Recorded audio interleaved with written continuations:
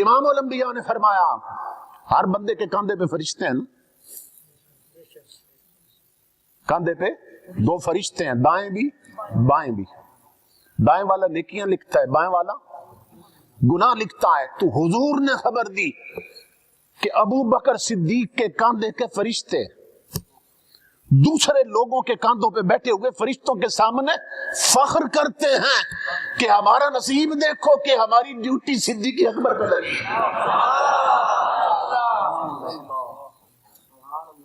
اور امام الانبیاء فرماتے ہیں فرشتے کہتے ہیں صدیق اکبر کے کاندھے کے فرشتے کہتے ہیں کہ صدیق اکبر کا آج تک ہم نے کوئی گناہ نہیں لکھا۔ اتنی پاکیزہ ہستی ہے، اتنی عظیم ہستی۔ ایک بار ابلیس آیا نا، ابلیس آیا حضور کے سامنے، لمبی بات ہے میں سب کی تو نہیں بتا سکتا۔ صدیق اکبر بھی بیٹھے تھے حضور کے پاس اور صحابہ بیٹھے، تو امام الانبیاء نے فرمایا ابلیس شیطان تو میرا دشمن ہے، حضور کی پوری امت کا دشمن، پوری انسانیت کا دشمن ہے، بتا میرے صدیق کے بارے میں کیا کہتا ہے۔ شیطان سے پوچھا حضور نے، لئین بتا میرے ابو بکر کے بارے میں کیا کہتا۔ تو ابلیس کہنے لگا کہ جب اس نے کلمہ نہیں پڑھا تھا تب ہمارے قابو میں نہیں آیا، اب تو کلمہ پڑھ چکا ہے۔ نعرہ تکبیر، رسالت، نعرہ خلافت، نعرہ حیدری، خدمت صحابہ، خدمت صحابہ، اہل سنت، جنتی اور صحابی نبی، جنتی۔ اللہ تو صدیق اکبر آئے حضور کی بارگاہ میں اور زیارت کی نہ چہرہ اقدس کی طرف نظر ڈالی تو رونے لگ گئے۔ امام الانبیاء نے فرمایا ابو بکر پیارے کیوں روئے؟ عرض کی اللہ کے حبیب چند دن پہلے آپ کے چہرہ اقدس پہ جوانی تھی، اب اچانک بڑھاپا کیسے آ گیا؟ صرف 2-3 دنوں میں بڑھاپے کے آثار چہرے پر نظر آنے لگے، چہرہ اقدس پہ۔ آقا یہ بڑھاپا کیسے آ گیا؟ امام الانبیاء نے فرمایا ابو بکر تو نے ٹھیک پہچانا، فرمایا چند دن پہلے مجھ پر سورہ ہود اتری ہے اور اس جیسی 2-4 سورتیں اتری، شیبتنی سورت ہود واخواتها۔ امام الانبیاء نے فرمایا اس سورت میں اللہ نے گناہگاروں کے عذاب کا ذکر کیا ہے۔ تمہارے میرے نبی نے فرمایا ابو بکر جب سے وہ سورتیں اتری ہیں امت کے غم نے مجھے بوڑھا کر دیا۔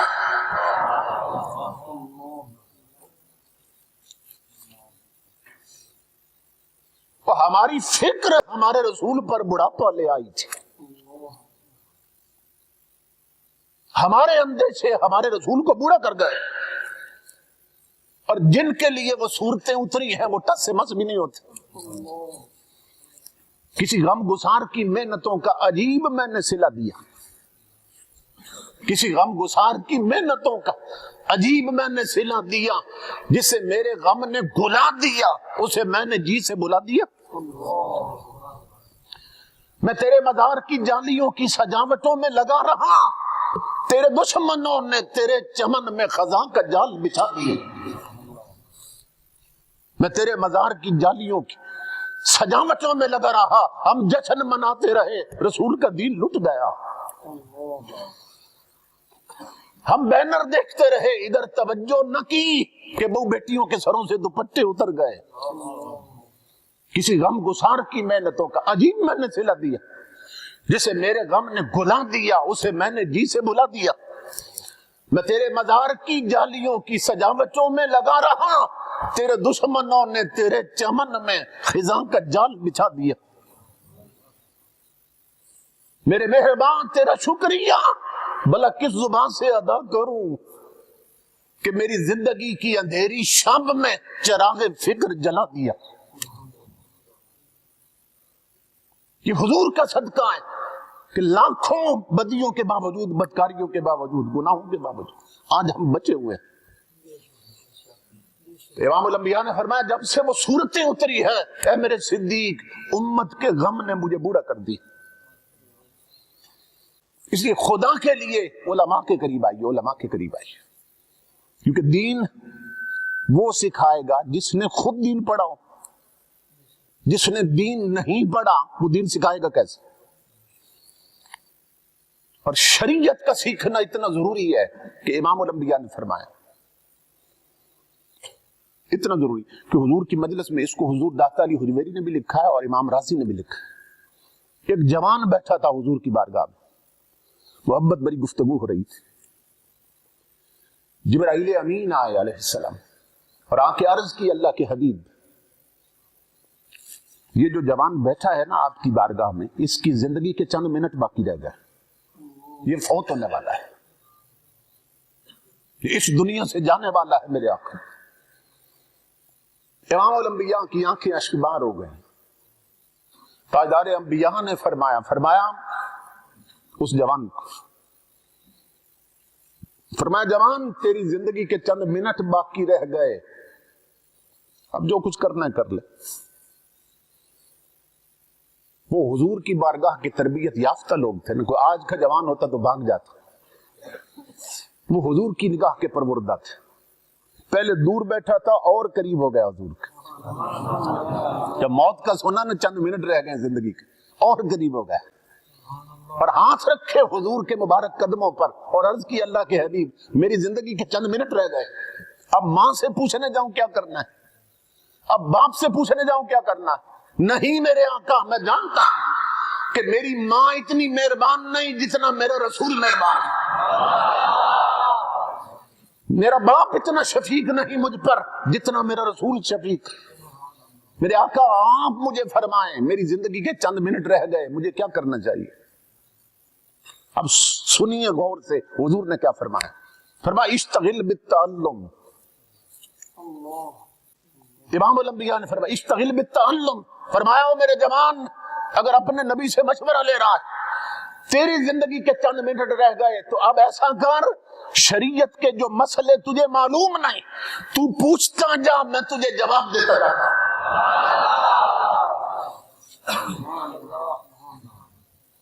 یعنی زندگی کے آخری منٹ بھی میری شریعت سیکھنے میں گزار دے, آخری منٹ بھی شریعت سیکھنے میں گزار دے, اور ہم پوری زندگی ہی ضائع کیے بیٹھے ہیں. اب ایمان سے بتائیں کہ شریعت سیکھنے کا تو وقت تھا اس کے پاس جو بھی چند منٹ تھے, عمل کرنے کا بھی وقت تھا, صرف سیکھنے کا وقت تھا نا, پوچھتا اور سیکھتا حضور, عمل کا تو وقت نہیں تھا نا. مگر امام الانبیاء نے بتا دیا کہ علم شریعت سیکھنا ہی سب سے بڑی عبادت. یہ ذہن میں رکھیں. اس لیے اس عبادت کی طرف بھی توجہ کریں. ہماری نمازیں تک ٹھیک نہیں ہیں. بہت سے جوان ہیں ڈگری ہولڈر ہیں, بی اے بی ایڈ ہیں, ایم ایس سی ہیں, ایل ایل بی ہیں, پی ایچ ڈی ہیں, مگر میں نے پوچھ کر دیکھا یہ بھی نہیں جانتے ایک مسلمان کے ذمہ قرآن کے حقوق کتنے ہیں. بہت سے لوگ ہیں نہیں جانتے جسم ناپاک ہو جائے پاک کرنے کا طریقہ کیا ہے. گھروں میں جوان بیٹیاں ہیں بی اے بی ایڈ ہیں, ایم ایس سی کر رکھا ہے, پڑھی لکھی ہیں, استانیاں ہیں, انہیں معلوم نہیں کہ جسم کو پاک کیسے کرنا ہے اور پاک رکھنا کیسے ہے. اتنی شریعت بھی نہ سیکھی ہم نے. پہلے بھی شاید میں نے عرض کیا, کمشنر صاحب کا باپ مر گیا, اس ملک کے کمشنر کا حال یہ ہے, اتنا بڑا آفیسر ہے. تو جنازہ گاہ میں جب جنازہ پڑھنے گیا تو باپ کی میت سامنے تھی, اس نے جیب سے رومال نکالا اور زمین پہ بچھا دیا. ہمارے ایک دوست پاس کھڑے تھے, انہوں نے کہا کمشنر صاحب یہ زمین پہ رومال کیوں رکھا ہے؟ باپ کا جنازہ پڑھنے آیا. اس نے کہا کہ نیچے چٹائی نہیں ہے, دری نہیں ہے, پھوڑ کوئی نہیں نیچے, تو جب سجدہ کروں گا تو ساری مٹی لگ جائے گی منہ. سمجھ رہے؟ اس ملک کے کمشنر کا حال یہ ہے, اسے نہیں معلوم کہ نماز جنازہ میں سجدہ ہوتا ہے کہ نہیں ہوتا ہے. اگر ریڑھی اور ٹانگے والے کو یہ مسائل معلوم نہ ہو تو کیا تعجب کی بات. جس ملک کے وزیروں کو کل شریف نہ آئے، عوام کا کیا تعجب کی بات ہے. اس لیے شریعت سیکھو، شریعت کی طرف آؤ. حضور غوث اعظم فرماتے ہیں تیرے لیے ایسا استاد پکڑنا ضروری ہے، عالمن عاملن، جو شریعت کا عالم بھی ہو، شریعت پہ عامل بھی ہو. یہذبک، اور پھر تجھے سنوار کے رکھ دے، سنوار کے رکھ دے، تجھے مہذب بنا دے، اتنا سنوار دے کہ تو تاجدار کائنات کی روحانی کچہریوں میں بیٹھنے کے قابل ہو سکے، تجھے حضور کی بارگاہ میں پیش کر سکے. تو اتنا سمجھ جائے. ہم کن راستوں پہ چل رہے ہیں؟ جس طرح حضور علیہ الصلوۃ والسلام کا حسن سب سے بڑا ہے، اسی طرح حضور کی شریعت بھی سب سے بڑی ہے. جس طرح حسن کامل ہے اسی طرح شریعت کامل ہے. اسلام ایک کمپلیٹ کوڈ آف لائف، ایک مکمل ضابطہ ہے. حضرت امام محمد نے کتاب لکھی نا المبسوط، اس کتاب کو پڑھ کر ایک بہت بڑا اورینٹلسٹ تھا، ایک بہت بڑا عیسائی ڈاکٹر تھا جو مسلمان ہو گیا. امام محمد نے، یہ امام اعظم کے شاگرد ہیں، انہوں نے کتاب لکھی. ایک عیسائی ڈاکٹر تھا بہت بڑا، اس نے وہ کتاب پڑھی اور مسلمان ہو گیا، کلمہ پڑھ لیا، حضور کا غلام بن گیا. مسلمانوں نے اسے گھیرے میں لے لیا. مسلمانوں نے اسے کہا تیرے دل میں کیا بات آئی ہے؟ ہم تجھے کئی بار تبلیغ کر چکے تھے، تو نے توجہ نہیں کی. تیرے ذہن میں کیا بات آئی ہے کہ امام محمد کی کتاب پڑھی اور تو نے کلمہ پڑھ لی؟ اس نے کہا میں نے جب کتاب پڑھی نا تو میرے دل سے آواز آئی، میرے ضمیر نے مجھے بتایا ھذا کتاب محمدکم الاصغر فکیف کتاب محمدکم الاکبر. ضمیر نے آواز دی ہے کہ جب مسلمانوں کے چھوٹے محمد کا علم یہ ہے، بڑے محمد کا علم کیا ہوگا.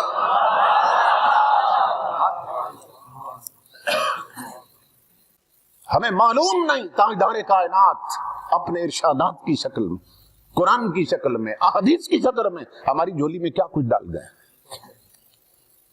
ہمیں دھیان نہیں اس طرف. امام الانبیاء کے اسلام آباد میں ایک کانفرنس کال کی گئی جس میں پوری دنیا کے ڈینٹل ڈاکٹر بلائے گئے تھے.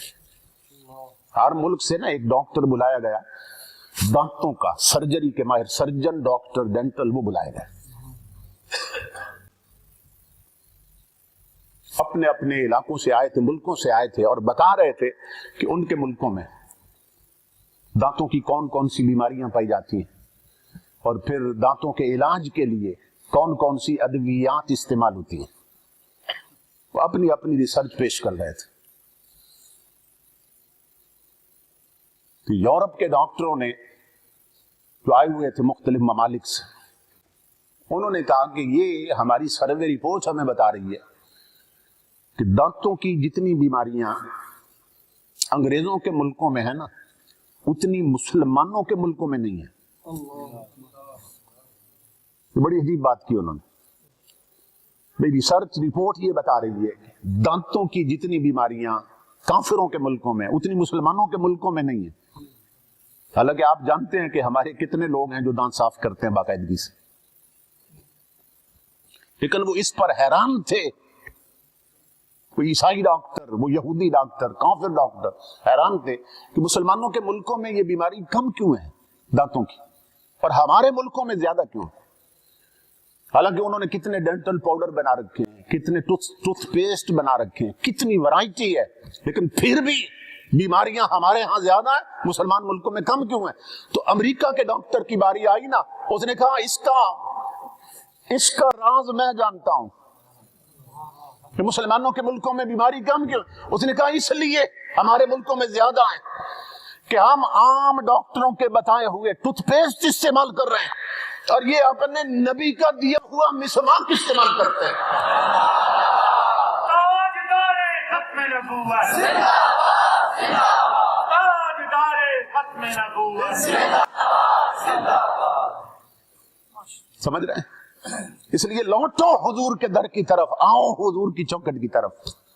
امام الانبیاء کے غلاموں، یہ یہ آب حیات ہے قرآن، جسے گھر کی الماریوں میں ہم نے بند کر کے رکھا ہے اور کوئی اس کا پڑھنے والا نہیں رہا۔ مسلمانوں کے گھروں میں جاؤ تو پوچھنا پڑتا ہے قرآن کہاں رکھا ہے، ٹی وی پوچھنے کی ضرورت نہیں ہے، ایل سی ڈی کہاں ہے، ٹی وی کہاں ہے، کسی مسلمان کے گھر میں جاؤ نا، یہ پوچھنے کی ضرورت نہیں ہے ٹی وی کہاں ہے، ٹیلی ویژن کہاں ہے، ایل سی ڈی کہاں ہے، کمپیوٹر کہاں ہے، وہ سامنے لگا رکھا ہے، سجا رکھا ہے۔ اور قرآن پوچھنا پڑتا ہے کہ تیرے گھر میں قرآن کہاں رکھا ہے،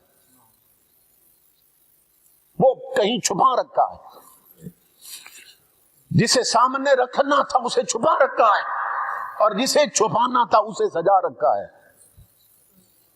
انجام غلامی کیا کہیے، بربادی سی بربادی ہے۔ جو درس شاہ بطحہ نے دیا وہ درس پڑھانا بھول گئے۔ عبرت کا مرقع یہ پستی اور قابل حیرت یہ مستی، اوروں کو جگانا یاد رہا، خود ہوش میں آنا بھول گئے۔ ہمارے آقا کی وہ عظمت ہے، وہ شان ہے کہ امام الانبیاء کے غلاموں، ایک کتاب چھپی تھی کبھی، اور وہ میں انگلینڈ سے خرید کے لایا تھا، برمنگھم سے، کافروں نے چھاپی ہے۔ کتاب کا نام ہے The 100، 100۔ لکھنے والا کون ہے؟ ڈاکٹر مائیکل ایچ ہارٹ، بعض اس کو مچل ایچ ہارٹ بھی پڑھتے ہیں۔ اس نے دیباچے میں لکھا ہے کہ مجھے اس کتاب کے لکھنے کا خیال کیسے پیدا ہوا۔ وہ کہتا ہے میں نے ایک دن سوچا کہ یہ پوری جو ہیومن ہسٹری ہے، اسلامی تاریخ نہیں، انسانی تاریخ، پوری انسانیت کی تاریخ جب سے مرتب ہے، میں سب کو پڑھتا ہوں اور دیکھتا ہوں کہ ہر دور میں سب سے اونچا بندہ کون سا تھا، اپنے کردار میں، اپنے علم میں، اپنی اچیومنٹس میں، اپنے کارہائے نمایاں میں، کارکردگی میں، علم نالج میں کون اونچا تھا سب سے، عقل میں کون بلند تھا۔ وہ کہتا ہے جب میں پڑھتا گیا نا تو ہر زمانے سے، ہر دور سے، ہر صدی سے ایک بندہ میں چنتا گیا جو میری نظر میں پوری صدی میں سب سے اونچا انسان تھا، پوری برادری میں سب سے اونچا انسان۔ وہ کہتا ہے جب میری وہ ریسرچ مکمل ہوئی، مطالعہ کامل ہوا، اختتام پذیر ہوا، تو میں نے وہ گنے بندے کتنے چنے ہوئے ہیں، تو قدرتی بات تھی پورے 100 بندے میں نے چن لیے تھے۔ تو میری نظر میں، وہ عیسائی ڈاکٹر کہتا ہے، میری نظر میں یہ پوری انسانی برادری کے سردار تھے جو سب سے اونچے تھے، یہ 100 بندے۔ کہتا ہے 100 بندے الگ ہو گئے، اور جو میں پڑھتا گیا نا ان کی زندگی، تو ان کے بارے میں جو تاثر ہوا میری ذات پہ، جو اثر ہوا ان کا، وہ میں ساتھ ساتھ لکھتا گیا کہ میری نظر میں یہ بندہ اتنا اونچا ہے، اس میں یہ کمال تھا، یہ کمال تھا، یہ کمال تھا۔